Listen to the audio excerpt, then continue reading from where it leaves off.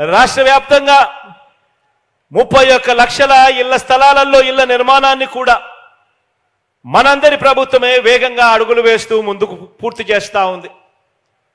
ఇంతకుముందు నేను చెప్పా, ఒంగోలు గురించి చెప్పా. రాష్ట్ర వ్యాప్తంగా కూడా తీసుకున్నా కూడా ఇంటి స్థలం విలువ ప్రాంతాన్ని బట్టి 2.5 లక్షల నుంచి 15 లక్షల దాకా పలుకుతా ఉందని చెప్పి ఈ కడతా ఉన్న ఈ ఇంటి స్థలాల విలువ అక్కడ ఎప్పుడైతే ఇల్లు కూడా పూర్తవుతాయో మరో 2,70,000 పెట్టి ఇల్లు కూడా పూర్తవుతుందో ఆ రోడ్లు, డ్రైనేజీలు, నీళ్లు ఇటువంటి సదుపాయాలతో లేఅవుట్ కూడా ఎప్పుడైతే ఇల్లు పూర్తయ్యేసరికి అది కూడా కొద్దిగా అటు ఇటుగా అవి కూడా వేగంగా అందుకుంటాయో ఏకంగా ప్రతి అక్కచెల్లెమ్మ చేతుల్లో రాష్ట్ర వ్యాప్తంగా 7 లక్షల నుంచి 20 లక్షల రూపాయల వరకు ప్రతి అక్కచెల్లెమ్మ చేతిలోనూ పెట్టినట్టు అవుతుంది. ఈ 30 లక్షల అక్కచెల్లెమ్మల చేతుల్లో ఏకంగా 2 లక్షల కోట్ల నుంచి 3 లక్షల కోట్ల వరకు కేవలం ఈ ఒక్క పథకం ద్వారా నా అక్కచెల్లెమ్మల చేతుల్లో పెట్టినట్టు అవుతుంది అని చెప్పడానికి గర్వపడతా ఉన్నాను, సంతోషపడతా ఉన్నాను.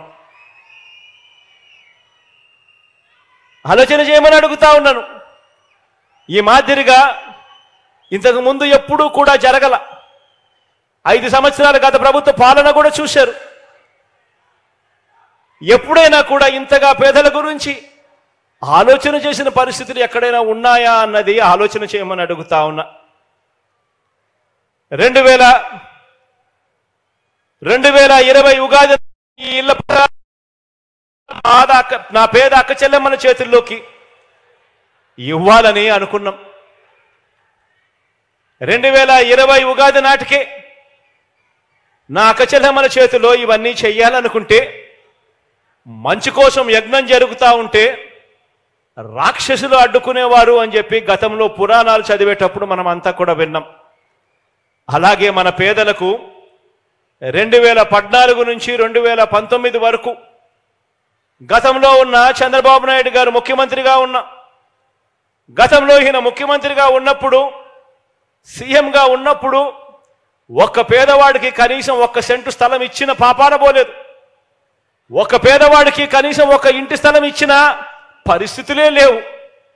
కానీ మనం ఇళ్ల స్థలాలు ఇవ్వడానికి అడుగులు ముందుకు వేస్తే వీల్లేదని అక్కస్తూ చంద్రబాబు నాయుడు గారు ఆయన వేయించిన కేసులు ఎన్నో తెలుసా? పేదలకు మీ బిడ్డ ఇళ్ల స్థలాలు ఇవ్వడానికి, ఇల్లు కట్టడానికి అడుగులు ముందుకు వేస్తే రాక్షసుల్లా అడ్డుకునేందుకు చంద్రబాబు నాయుడు గారు ఆయన మనుషులు వేసిన కేసులు ఎన్నో తెలుసా? 1 కాదు, 2 కాదు, ఏకంగా 1191 కేసులు వేశారు ఈ దుర్మార్గులు. 1191 కేసులు వేశారు ఈ దుర్మార్గులు. కేవలం మీ బిడ్డ నా అక్క చెల్లెమ్మలకు ఇంటి స్థలాలు, ఇంటి పట్టాలు నా అక్క చెల్లెమ్మలకు ఇవ్వకూడదు అని ఎంత దుర్బుద్ధితో 1191 కేసులు వేస్తే ఇవన్నీ చూసినప్పుడు అర్థమయ్యేది ఏమిటో తెలుసా? పేదలకు కావాల్సింది స్థలం, పెత్తందారి బాబు ఇచ్చినది పేదలకు కష్టాలు, పేదలకు కన్నీరు. బాబు సృష్టించిన ఈ న్యాయపరమైన అడ్డంకులన్నీ కూడా ఒక్కొక్కటి కూడా దాటుకుంటూ ఈరోజు ఒక్క ఒంగోలులోనే ఏకంగా 21,000 పేదలకు 21,000 పేదలకు ఇళ్ల పట్టాలు ఇస్తా ఉన్నాం. చంద్రబాబు నాయుడు గారు సృష్టించిన ఈ అడ్డంకులన్నీ కూడా దాటుకుంటూ ఇదే ఒంగోలు అర్బన్లోనే, ఇదే ప్రాంతంలోనే నిరుపేదల ఇళ్ల స్థలాల కోసం ఇదే ఎర్రజర్ల హిల్స్లో ఇదే ప్రాంతంలో 866 ఎకరాల భూమిని 2020లోనే గుర్తించి 24,000 ప్లాట్లతో లేఅవుట్లు చేసి అభివృద్ధి చేసి అన్నీ సిద్ధం చేయడం జరిగింది. పేదలకు ఇళ్ల పంపిణీ చేయడానికి, ఇంటి స్థలాలు పంపిణీ చేయడానికి. అయితే ఈ గొప్ప కార్యక్రమానికి చంద్రబాబు, ఆయన మనుషులు వీరందరూ కూడా కోర్టులో వెళ్ళి కోర్టులో కేసేశారు, అడ్డుకున్నారు. ఇవన్నీ కూడా అధిగమించి ఈరోజు మీ బిడ్డ అడుగులు ముందుకు వేశాడు. ఇప్పుడు కూడా ఇక్కడ కూడా మీ బిడ్డ ప్రభుత్వం అక్క చెల్లెమ్మలకు ఇంటి స్థలాలు ఇవ్వడానికి అడుగులు ముందుకు వేస్తే ఇప్పుడు కూడా దీన్ని కూడా అడ్డుకునేందుకు చంద్రబాబు నాయుడు గారు హైకోర్టులో మళ్ళా కేసేశాడు.